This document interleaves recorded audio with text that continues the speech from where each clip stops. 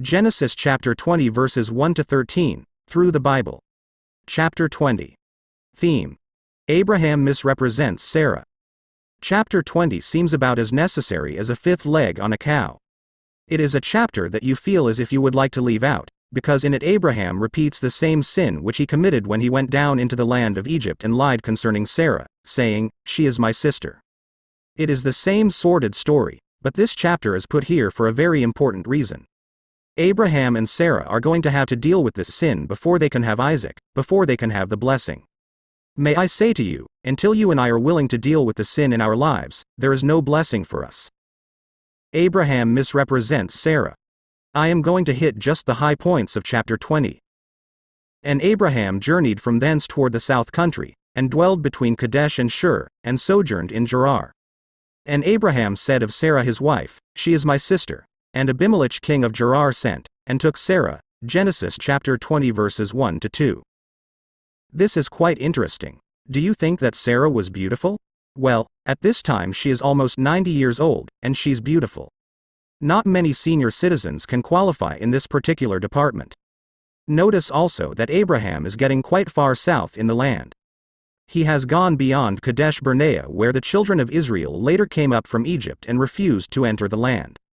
Abraham has gone down to Gerar, which I do not think he should have done, but be that as it may, he lies about Sarah again.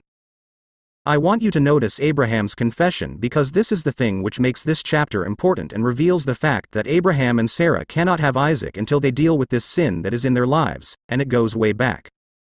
And Abraham said, "Because I thought, surely the fear of God is not in this place, and they will slay me for my wife's sake." Genesis chapter 20 verse 11. Abraham is now talking to Abimelech, who is greatly disturbed that Abraham would do a thing like lying about his wife. Again, Abraham was not trusting God. He felt that he was moving down into a godless place, but he finds out that Abimelech has a high sense of what is right and wrong. Abimelech puts a tremendous value upon character and apparently is a man who knows God. Poor Abraham doesn't look good by the side of Abimelech here. "And yet indeed she is my sister. She is the daughter of my father, but not the daughter of my mother, and she became my wife." Genesis chapter 20 verse 12. Abraham lets it all out now. He says, "To tell the truth, it's half a lie. Sarah is my half-sister, and she is my wife. And it came to pass, when God caused me to wander from my father's house, that I said unto her, This is thy kindness which thou shalt show unto me. At every place whither we shall come, say of me, He is my brother." Genesis chapter 20 verse 13.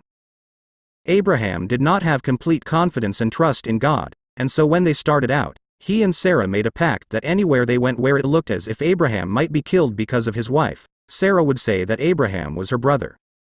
Abraham and Sarah thought that that would keep Abraham from being killed. They made that little agreement, and they had used it down in Egypt, and here they have used it again. This sin must be dealt with before God is going to hear and answer Abraham's prayer in sending a son. Isaac will not be born until this is dealt with. How many Christians are there who will not judge sin in their lives, and as a result, there is no blessing in their lives? If those who are in places of leadership in our fundamental churches would confess their sins and deal with the sins that are in their lives, I frankly believe that we could have revival. I do not believe there will be any blessing until sin is dealt with. Listen to Paul in 1 Corinthians, "But let a man examine himself, and so let him eat of that bread, and drink of that cup. For he that eateth and drinketh unworthily, eateth and drinketh damnation to himself, not discerning the Lord's body. For this cause many are weak and sickly among you, and many sleep.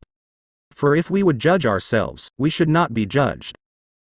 But when we are judged, we are chastened of the Lord, that we should not be condemned with the world." 1 Corinthians chapter 11 verses 28 to 32.